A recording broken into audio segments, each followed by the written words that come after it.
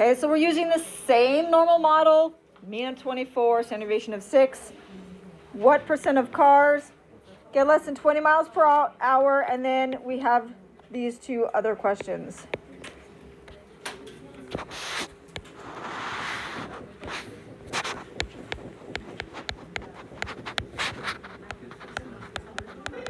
So remember, our normal model looks like this. So 20 miles per gallon is about here. And we want to know the percent under that curve. So we find my z-score.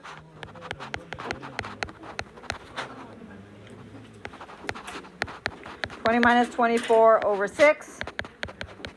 Negative 4/6. Negative 2/3. And it's less than. So I want to do negative 99, comma, the negative 2/3. Okay.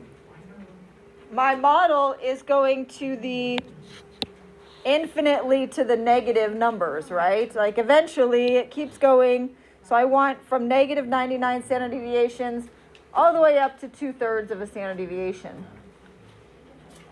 Or negative 2/3 of the standard deviation.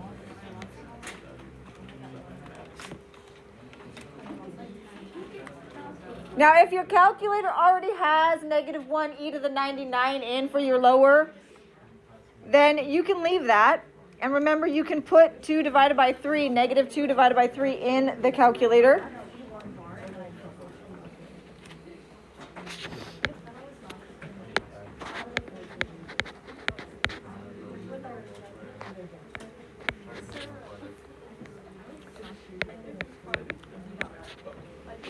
Um, 25.2% of cars get less than 20 miles per gallon. Now, that's a lot of cars that aren't getting very good gas mileage, right? Quarter of them. So, suppose an ecology group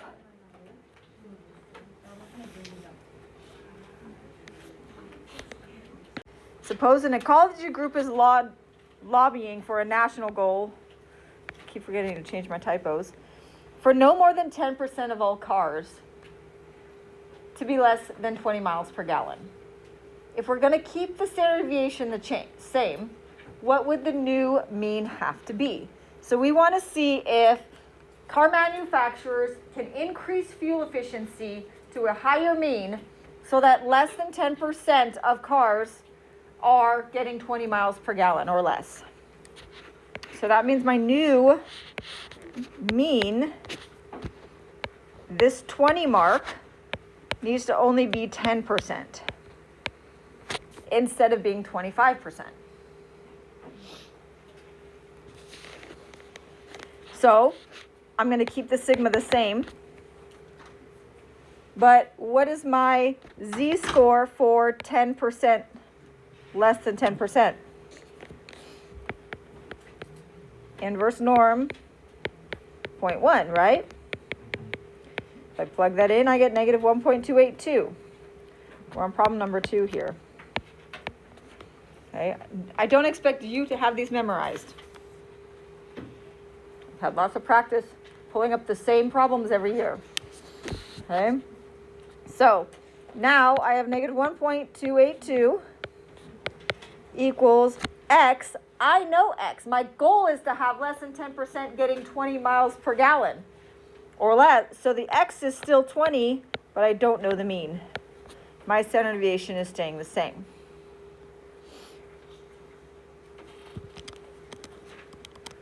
Now remember, when you're doing this in the calculator, you should not be rounding in the calculator. You're rounding on your paper, but you're keeping it unrounded in the calculator. So then we're going to multiply by 6, right? Negative 7.689 is 20 minus mu. And then we'll subtract 20. So negative 27.689 equals negative mu.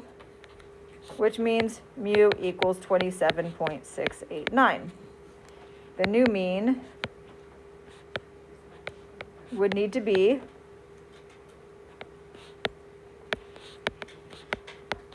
27.689 miles per gallon to achieve this goal.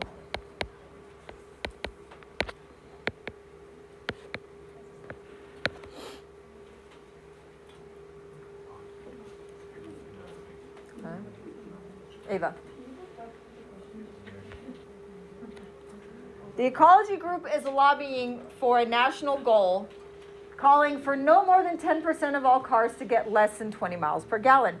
So in the first example, we saw that at this model, 25% of the cars are getting less than 20 miles per gallon, right? So this environmental group is trying to get car manufacturers to decrease that percentage from 25% to 10%, right? And in order to do that, one way they can do that is increase the mean, right? If they increase the fuel economy on all cars and increase the mean, then they can decrease the percentage of cars that get less than 20 miles per gallon. So what would that mean need to be? That's what we found, okay? So the mean would need to be, they would need to increase it from 24 miles per gallon for the average of all cars to 27.69 miles per gallon for all cars. Oh, so you're saying the Z score for 10% and then putting that in fund. Okay. Yeah. Now, the car manufacturers are like, we can't do that. That is impossible to get the average up to 27.9 miles per gallon. We think we can get it to 26 though. If we can get it to 26 and decrease the standard deviation, we might be able to achieve this goal. Okay, yeah. To find the new mean, would you do like 24 minus 6 or how do you get to mean? Because 20 is the goal we're trying to get. We're trying to get the 10% of the cars to get 20 miles per gallon or less. Okay, so what we don't know is the mean, right? We're changing the mean from 24 to whatever so that we can reach this goal. Okay? Now, we're saying it's not possible to get the mean up to that 27, but we could get it to 26. And if we can get it to 26 and decrease the variation, we could also achieve this goal if we can change the mean and the standard deviation. But what would that standard deviation have to be? So now, if the new mean is 26, I still want 10%. We just don't know what we're dividing by. We don't know what we're dividing by now, right? I'm still at that 10%. I just want 10% less than 20 miles per gallon. So it's still inverse norm 0.1, which is negative 1.282. So that's my goal of 20 miles per gallon. With the new mean of 26, what would the new standard deviation have to be?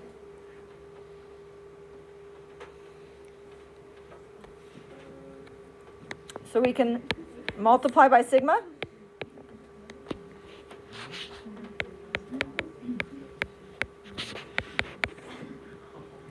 Equals negative 6. Right? 20 minus 26 is negative 6. I multiply both sides by sigma to get it out of the denominator. Right? Divide by negative 1.282. And sigma equals? Hold on.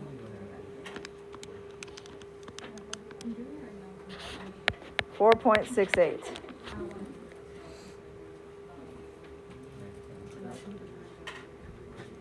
Testing your basic algebra skills.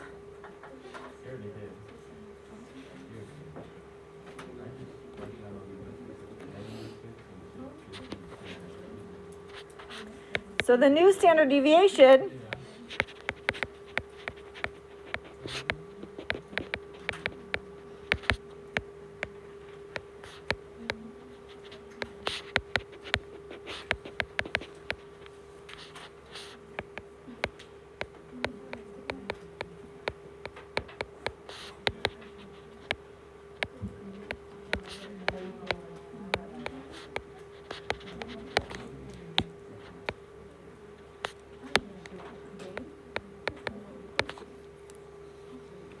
the new standard deviation would have to be 4.68 to achieve this goal with a mean of 26. So your new model would be 26, 4.68. And that would accomplish this goal of having only 10% of the cars getting less than 20 miles per gallon. Okay. Now, there are some advantages and disadvantages to lowering the standard deviation. Okay. If we take my standard deviation and I squish it, one of the advantages is I have less cars that are farther from the mean getting really bad gas mileage, right? But if I shrink the mean, I also have less cars getting really good gas mileage if I'm shrinking the standard deviation. So my whole model gets squished with a lower standard deviation. I'm decreasing the numbers that are really low, and I'm decreasing the numbers that are really large, which is a bad thing, right, and a good thing. So there's advantages and disadvantages to lowering the standard deviation, making them more consistent, but you have less cars that are getting really good gas mileage. Bad thing. Less cars getting bad gas mileage. Good thing. Okay, so there's always give and take. All right, so a 42-inch 4-year-old is in the 90th percentile, while a 37-inch 4-year-old is in the 5th percentile. What is the mean and standard deviation for the height of a 4-year-old? I wrote this problem when my daughters were around 4. It's been a long time. They're now 11 and 13. So, but I wanted to find mean and standard deviations, but all I could find was a chart. Okay, and they have this curve on the chart. It's no give. And when you look at it, you can see your kid's age and height and what percentile they're in. And it's the one that the doctors use. I wanted the mean and standard deviation so I could actually calculate their exact thing, right? But I couldn't find it. All I could find was the table. So I grabbed these 2 points off the table. I could find clearly that 5% was 37 inches and 90% was 42 inches. How can I find the mean and standard deviation? Well, what I know is that this value is 42 and the area above is 10%, right? That's what 90th percentile means you are taller than 90% of 4-year-olds. And a 37 is 5%, meaning you're taller than 5% of 4-year-olds. Okay. So what do you think? What information can we gather from this so far? If I have percents, what can I find? I can find the z-scores, right? I can do inverse norm, 0.05. Please pay close attention to converting your percentages to decimals, right? You have to move it 2 times. 5% is 0.05,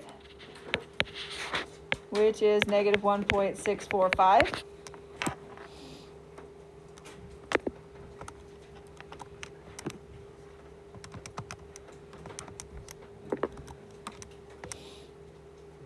And then I also know that inverse norm, what am I going to put for the top 10%? 0.9. If you're doing the left. If I'm doing left, right? I could do 0.1 right if I wanted. And that's 1.282. We just did those. Now what can I do?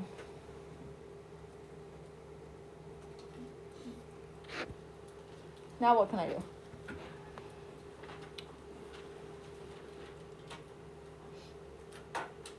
There's only one equation we have for mean and standard deviation, right? Mean, standard deviation, z-score. So we have this formula. What do I know? Don't we only know 2 things out of this equation? Yep, I know what x was. X was 37 for that one, right? And I know for this one, x is 42.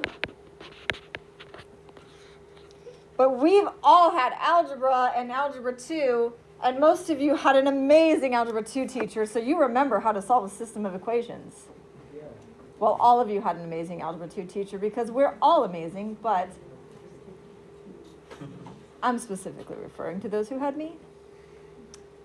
Yes, what can I do? Isn't this kind of like you plug in x as 0 for one of the values and then you do the other thing? No. Okay, never mind. Can we deal with the fact that we have a denominator? Let's get rid of that denominator first. Let's get the sigma out of the denominator, and we'll multiply by sigma. So I have negative 1.645 sigma equals 37 minus mu, and 1.282 sigma equals 42 minus mu. Yes, system of equations. Yeah. What can I do for this system of equations? Solve for m. Solve for m or eliminate m? Wouldn't it be best or easiest if I just multiplied this by negative 1? And I make it 1.645 sigma equals negative 37 plus mu. And what happens to my mu? They cancel out. Right, linear combination. I can add them together. I can cancel these out. And we get 1.282 plus 1.645 is 2.927 equals sigma equals 5.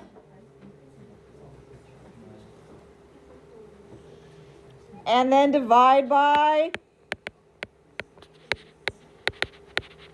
2.927.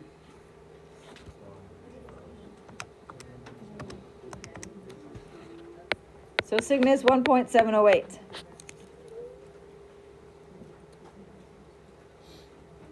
Now what? Go back and plug it in. Plug it in. So 1.282 times 1.708 equals 42 minus mu. Right? Plug it back in.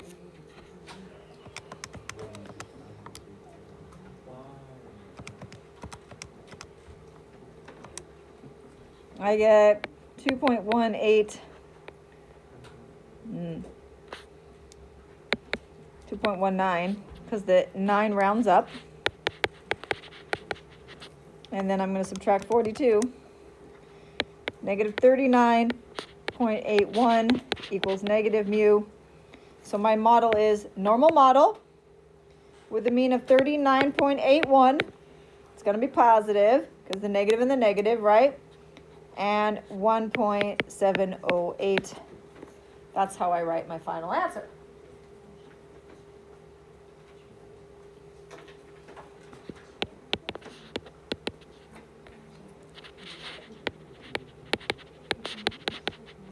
Question.